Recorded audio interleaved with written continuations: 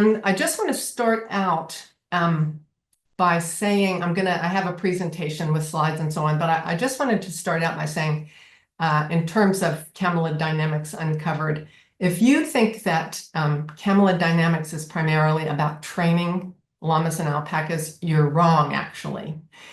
Camelidynamics is about you learning a set of skills that will enable you to handle the animals and get things done with them. So the big misunderstanding about Camelidynamics is that it's about the animals. It's about learning skills, about people learning skills. And when you think about that, it's way more efficient to have one entity, i.e. the human or the pair of humans or whatever, to learn these skills that makes it easier for you to handle every animal you have. Because unlike having a dog, you are almost always outnumbered by your camelids. So it makes much more sense for you to have skills so that you can handle all of the animals. You might have 30 or 40 or 50, and not have to actually train all of them. So as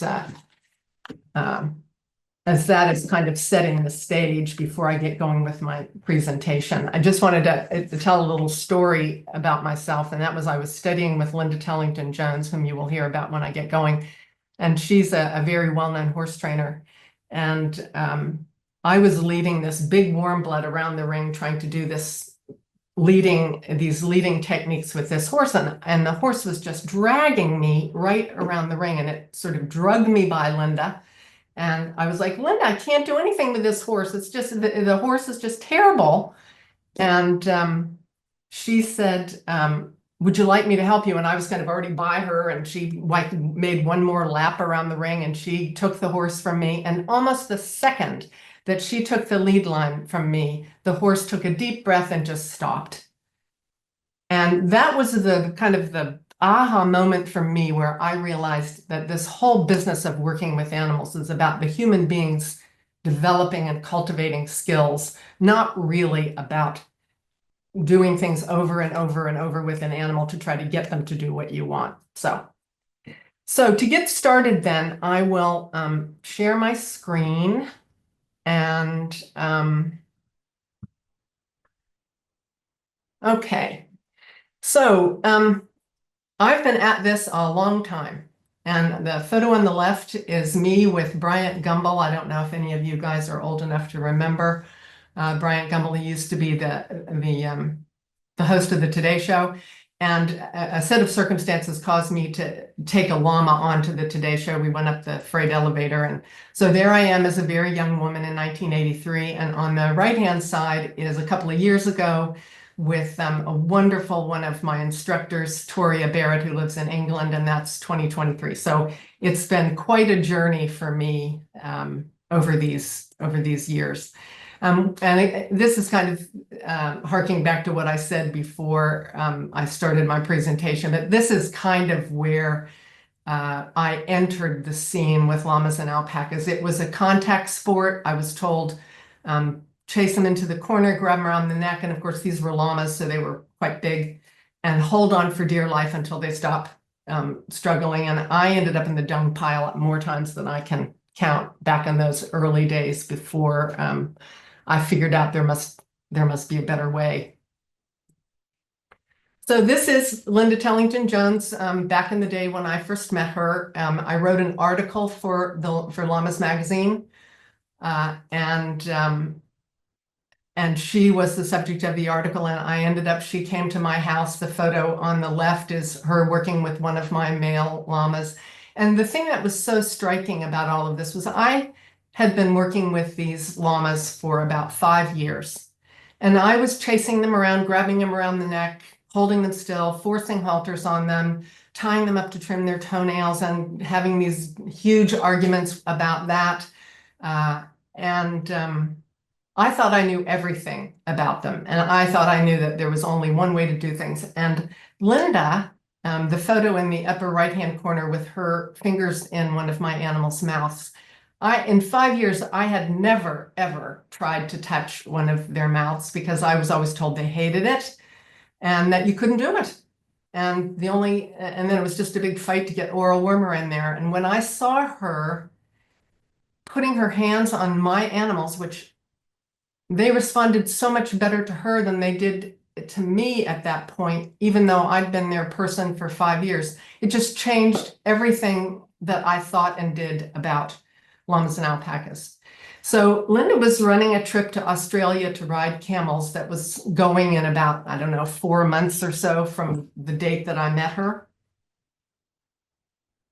So I borrowed money, made a whole bunch of changes in my plans, and off I went to Australia to ride camels, because she was mostly a horse trainer, but she was doing this camel safari. And I thought, well, this is probably as close as I'll get to being able to study camelids with Linda. And so I did. The whole trip was 40 days and 40 nights all up. We did a bunch of other activities, the San Francisco or the San Diego Zoo when she was working with zoo animals there. And it was just quite amazing. So these are some photos of my adventures as I started using the T-Touch on animals and teaching classes. The one in the upper left is me working with this group of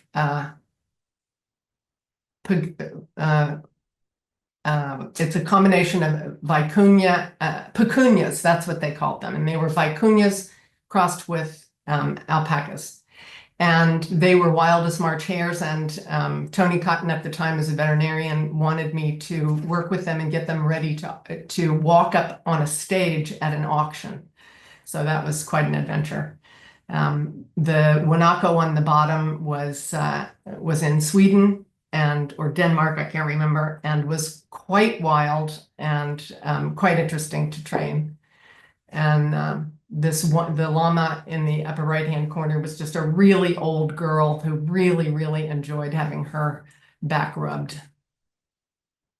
So Linda's work introduced me to using wraps on animals. And the photo in the upper left-hand corner is the body wrap. That has kind of fallen by the wayside, mostly because llamas and alpacas are more sensitive about having things put on them and wrapped around their back end. And what I found over the years is that just wrapping their neck would make a huge difference in settling them.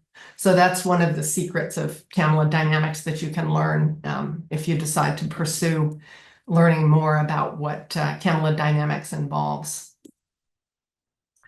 So understanding balance and the effects of putting an animal into balance, and a llama or an alpaca does not feel safe unless they're carrying weight over their feet in a way that feels natural and safe to them. So if you put your arms around their neck and start making them dependent on you for their balance, they're going to start to feel unsafe. And so a lot of what I teach and a lot of what I do, the handler helper, the midline catch, the bracelet, are all balancing techniques so that you can get your hands on these guys without making them feel threatened, and then put a halter on or shear them or pick up their feet without. So one of the times when balance really hits home in a big way is when you're taking away a corner, when you're picking up a leg. And most people don't consider balance in the beginning, even for putting a halter on it, and they certainly don't consider balance when they're picking up feet. And the animals, while they can stand on 3 legs, you've probably seen them scratching their shoulders with their back foot. Doing it under stress and doing it when someone asks them to, especially when that person may not be doing things that are all that helpful, makes the animals want to have their foot back, and they fight. And what we think is that the animals are just fighting because they don't want us to handle their feet. They're actually fighting to get their balance. And so the balancing techniques that are involved with Camelidynamics make a huge difference when it comes to trimming toenails. And on the left, you can see that I'm I've got a hand on the animal's top line. I have a helper who's helping to keep the animal in balance, a little bit like a gymnastic spotter would be doing. And what I'm going to do is ask that animal to pick its foot up, and then I'm going to give it right back. I'm going to do that 10 times so that the animal's expectation is that when I pick a foot up, I'm going to give it back if they need it.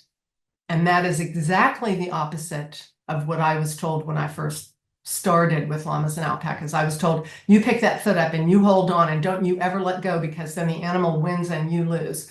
Nothing could be further than from the truth than that. The animal wants its foot back because it thinks it's going to fall down.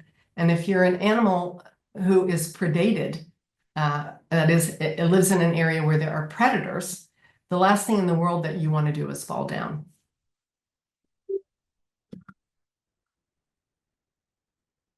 So shearing. Another time when balance and animals feeling safe is with shearing. I've experimented around with shearing animals standing, and I've had some amount of success. I definitely, I've tried it with alpacas. I absolutely advocate it for llamas.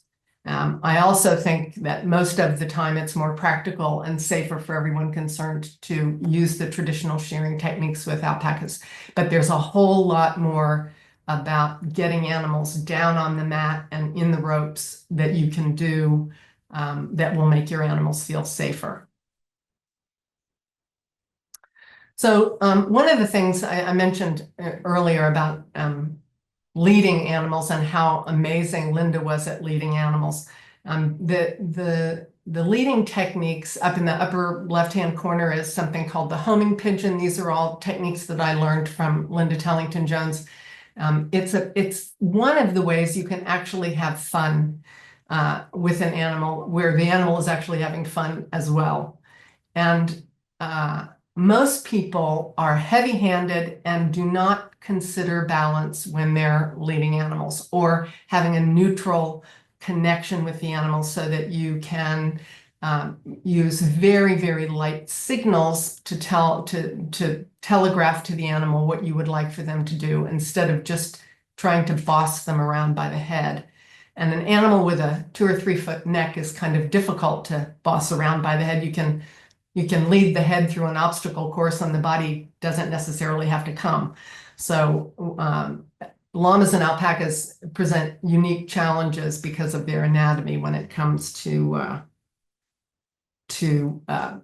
leading situations. So Linda uses wands with horses. Linda Tellington Jones uses wands with horses, and I watched her use those tools, and I thought, you know what, I think there are things that would make a lot of sense to use wands for with llamas and alpacas. And I immediately started using the wands that Linda used for leading and signaling to an animal when to stop and when to go forward. I started using them as extensions of my arms to herd them into handling facilities. This is a handling facility in the upper right. It makes a huge difference when so many llamas and alpacas are thinking about your arms as dangerous. They think that when you get within arm's length of them, you're going to grab them around the neck, because that's happened to most of these animals a lot of the time. So if you have something in your hands where you can give them direction and information, and they can stop worrying about the fact that you might grab them, it's quite a game changer. It's also a way of increasing your reach. And then one of the most significant innovations with Camelidynamics and llamas and alpacas was attaching a clip to the end of a wand and making it so that I could reach out with a wand and get a rope around the animal's neck, so that I could then use it to balance them and show them with a series of incremental approaches that it was safe for them to let me get close to them. And that's a really big shift from trapping an animal in a corner and holding it still. It reverberates through the entire relationship that you have with the animals, from haltering to trimming toenails to putting a pack on to shearing to showing, everything.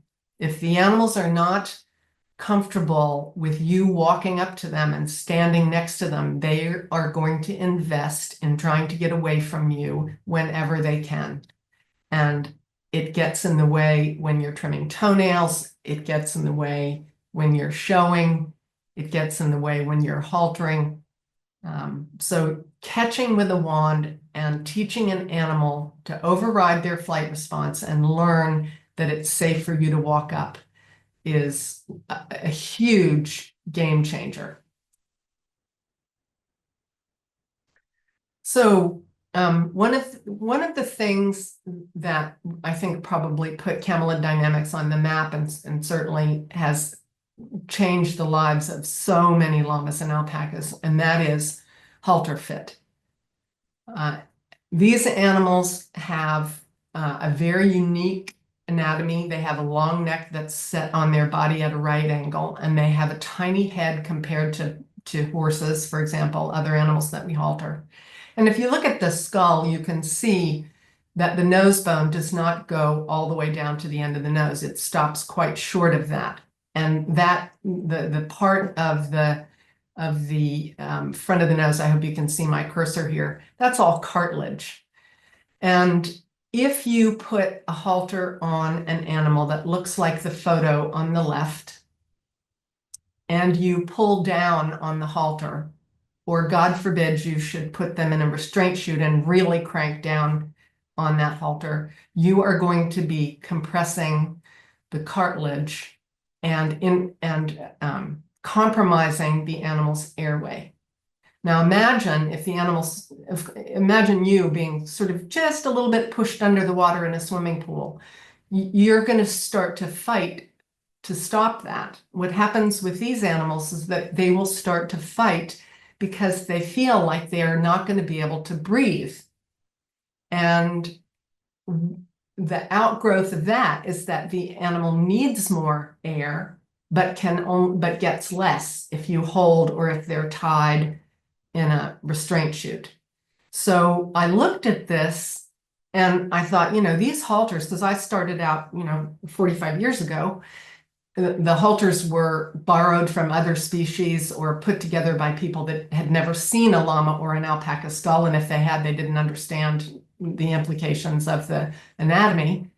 I came up with a halter that was specifically designed to be big enough to go all the way up on the nose bone and had enough take up in the crown piece, that's the part that goes behind the ear, so that it would stay there.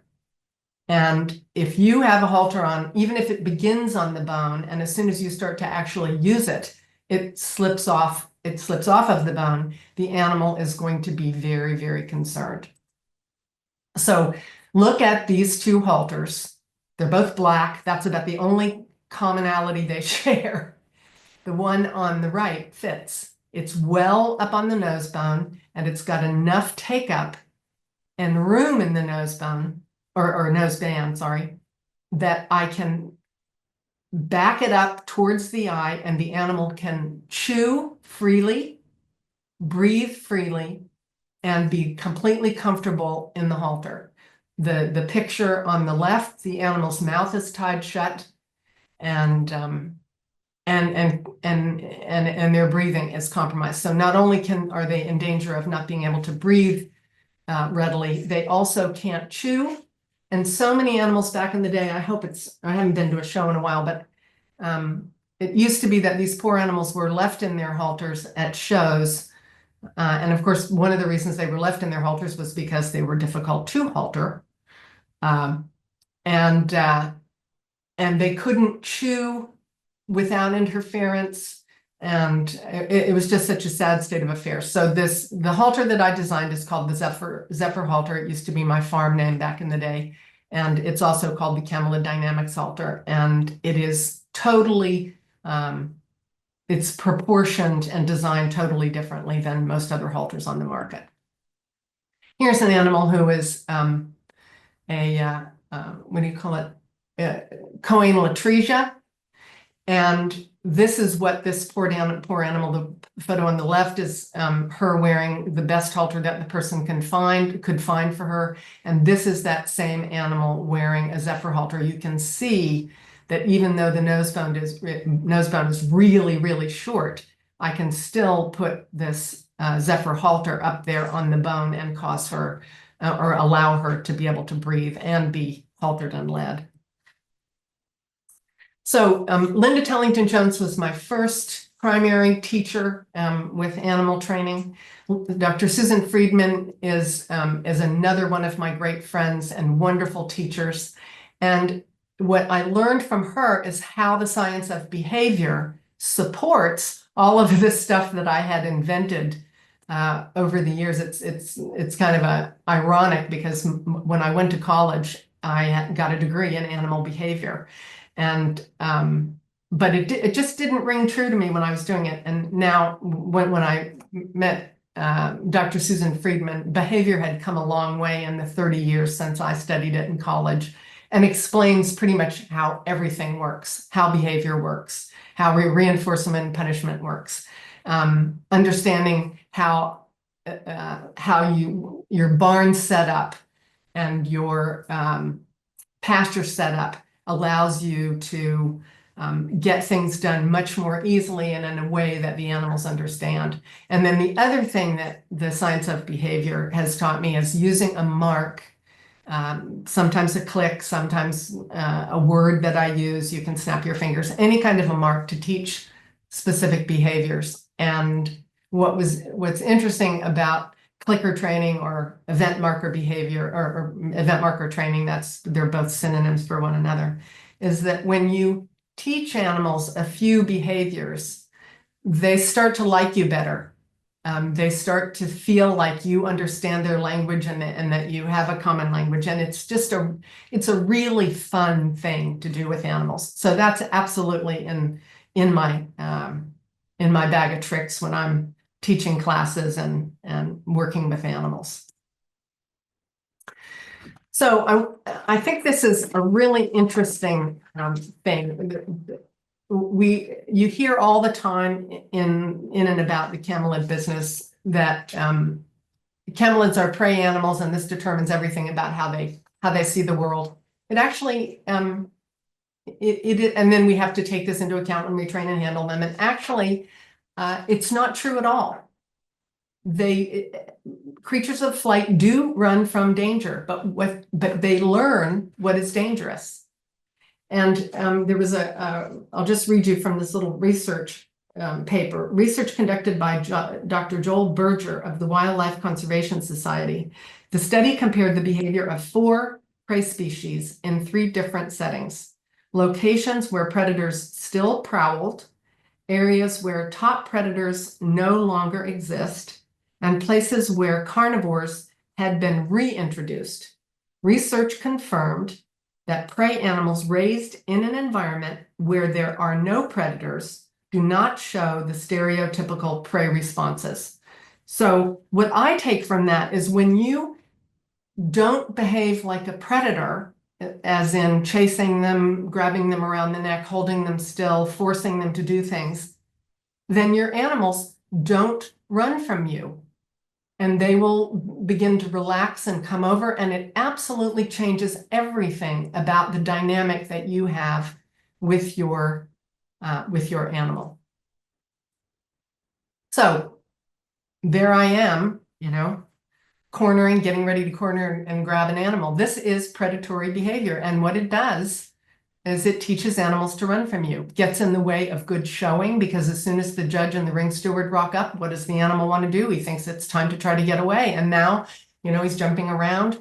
And then what are we faced with? We have to subdue them physically to get something like, to get their fleece examined. It's crazy. And this is the worst approach to getting a weight on a baby that there is. Picking these guys up is going to set the stage for teaching them to run away from you, full stop, right out of the gate when they're first babies.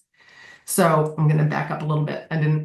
So what I've done is designed antecedent arrangements, handling facilities where you can use panels and move animals one after the other over a scale through laneways and small pens, and you don't ever have to pick a baby up ever.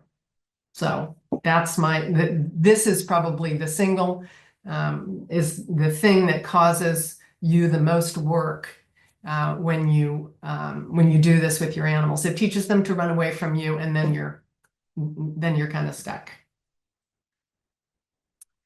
So I thought I would finish up with a video of some work with an animal that was brought to this. I was doing some filming for the online courses that you might be interested in if you haven't taken them.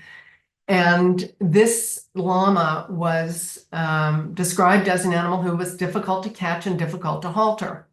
And most of the time, in my experience traveling around the world, meeting animals and people from different countries, is that if you don't push the buttons that cause the animal to feel fearful and to defend itself, try to escape, then they really aren't worried about most of these things at all if you do it in a way where the animal feels safe. So I'll just play the video and give you a little. So now I'm going to work with her. I'm using a wand and a rope to catch her, or to get a rope around her neck. And I'm saying, if you want to move, you can. I just want you to move into the escape route that I give you. So now I'm using this wand to bring it up and over the head. You notice I'm not doing it quickly. And this is the first time she was caught with a wand and a rope. Now I'm taking up a neutral contact with her, and I'm approaching her in increments so that I'm having a conversation with her. I'm saying, are you okay if I get this close? And if she doesn't move, I figure the answer is yes. And then I get a little closer. I moved the rope up so I would have a little more leverage, so I could influence her balance with a lighter touch. Now she moved a little bit, and I'm just saying, you're welcome to move. I just want you to go into the escape route that I give you.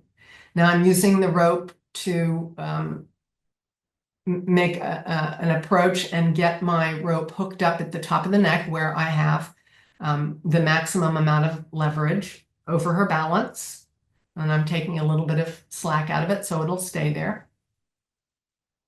Now I'm organizing my rope again, making another approach, draping it over her back so that it will stay there and I don't have to mess around with it in my hands.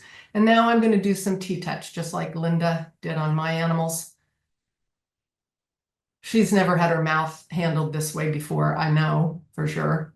And then I'm doing some T-touch, some clouded leopard circles all around the back of her head, and rotating her ears around the base, touching her forehead. And really what she's getting as much as anything is that I'm not trying to hold her still. Now I'm going to buckle the crown piece of the halter first so that she can put her nose through a bigger target and just see how that goes. And if she's okay with that, then I'll go ahead and use the noseband, no problem. And she was difficult to halter for her owner. But of course, her owner was holding her around the neck and, forcing the halter on. And I bring the crown piece from underneath because so many llamas react immediately to the right arm going around their neck because they think that's the beginning to being held against their will.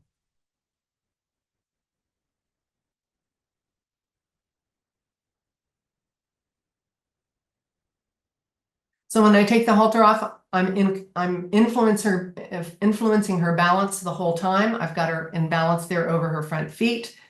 She could see she tried to kind of pull her head out. I said, no, I'll do it for you. Don't worry about that. I'll take it off.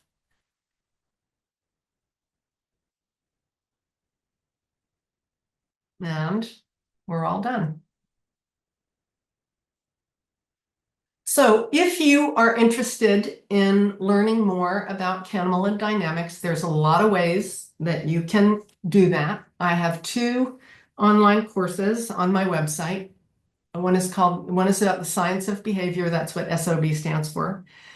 And the other one is Catching and Haltering the Camelid Dynamics Way. It has detailed videos about all the things that I do with the wand and the rope and how the halter works. It has an entire chapter about halter fitting and how to put it on, how to take it off so that your animal is always in balance.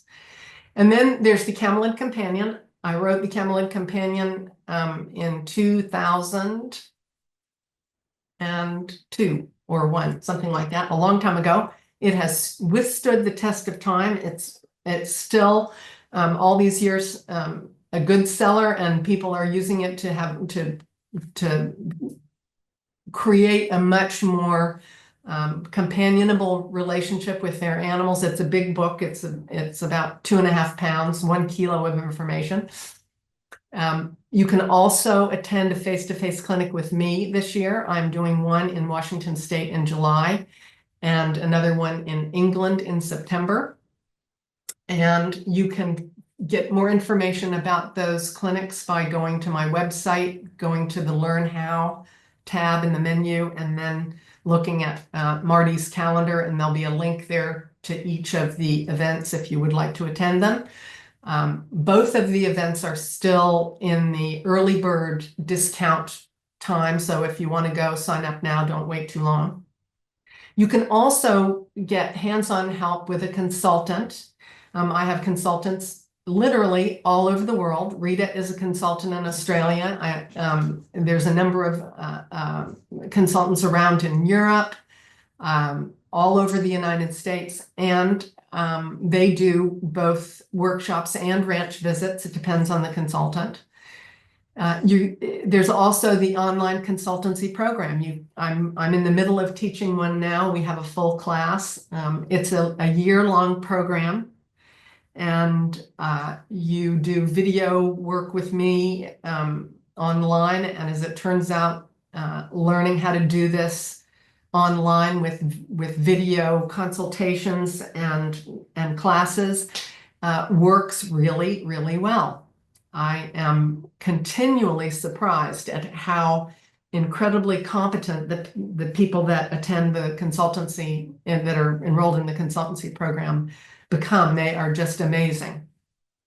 If you're interested in a list of consultants, so that you could find one near you, you can email me, and I will send you that along with information about the program should you be interested in that. And of course, there's my website. If you're interested, there's lots of information on the website. So CAMELIDynamics.com. And here's something that, don't try this at home, but this is my inflatable training aid. I'm a very dedicated paddle boarder, and we thought we would try this. And lo and behold, you can catch and halter an inflatable training aid on the Intercoastal Waterway. So there you go.